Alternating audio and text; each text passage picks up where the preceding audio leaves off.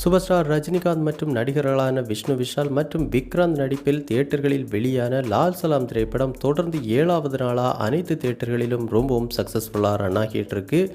இந்த திரைப்படம் அனைத்து தரப்பு ரசிகர்கள் மத்தியிலும் நல்ல வரவேற்பை பெற்று மிகப்பெரிய ஒரு பிளாக்பஸ்டர் சக்ஸஸ் திரைப்படமாக அமைஞ்சிருக்கு.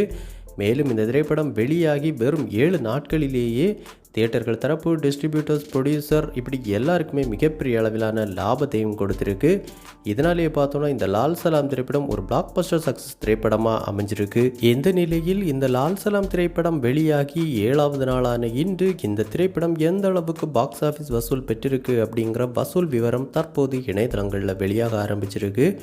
அந்த வகையில் இந்த லால் சலாம் திரைப்படம் தமிழ்நாட்டில் மட்டுமே முதல் நாள் 10.2 கோடியும், 2வது நாள் 15.6 கோடியும், 3வது நாள் 20.4 கோடியும், 4வது நாள் 12 கோடியும், 5வது நாள் 11.3 கோடியும், 6வது நாளான நேற்று 6.4 கோடியும் வசூல் செய்திருந்துச்சு.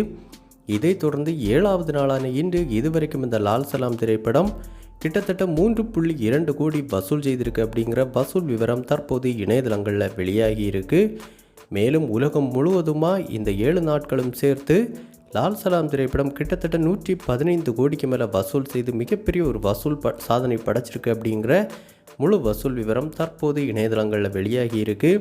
இப்படி இந்த லால் சலாம் திரைப்படம் வெளியாகி முதல் வார இறுதியிலேயே 115 கோடிக்கு மேலே வசூல் செய்திருப்பது மிகப்பெரிய ஒரு வசூல் சாதனையாக பார்க்கப்படுது.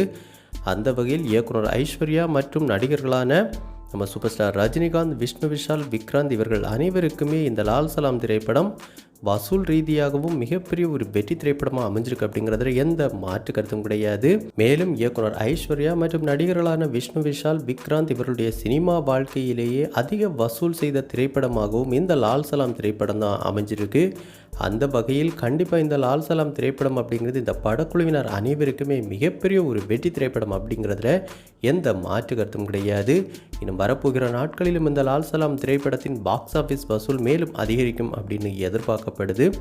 ஸோ இந்த லால் சலாம் திரைப்படத்தை நீங்கள் பார்த்துட்டிங்களா? படம் எப்படி இருந்துச்சு? இந்த படத்தில் நம்ம சூப்பர் ஸ்டார் ரஜினிகாந்தோடைய பெர்ஃபார்மன்ஸ் எப்படி இருந்துச்சு அப்படிங்கிற உங்களுடைய கருத்துக்களை நம்ம கமெண்ட் பாக்ஸில் கமெண்ட் பண்ணுங்கள். இந்த வீடியோ உங்களுக்கு பிடிச்சிருந்தா லைக் பண்ணுங்கள், கமெண்ட் பண்ணுங்கள், ஷேர் பண்ணுங்கள்.